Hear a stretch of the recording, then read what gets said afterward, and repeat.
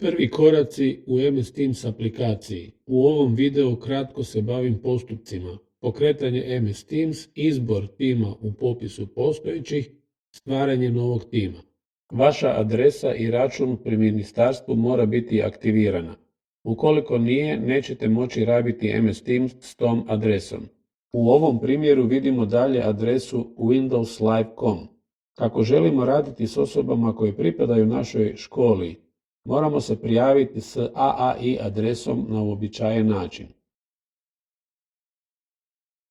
U glavnom dijelu otvorenog prozora MS Teams biraju se timovi s kojima želimo raditi. Timovi su popisani u kategorijama vaši timovi i skriveni timovi. Kad otvorite željeni tim, možete upravljati njime otvorivši izbornik pored naziva tima klikom na 3 točkice.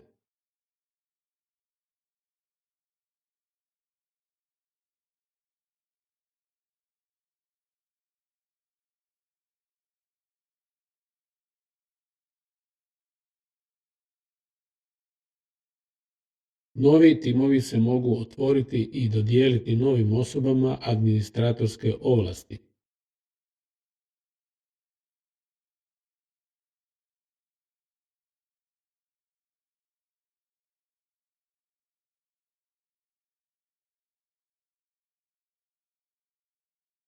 Kad se tim organizira, onaj koji je stvorio tim može se izbrisati i tada timom upravlja netko drugi.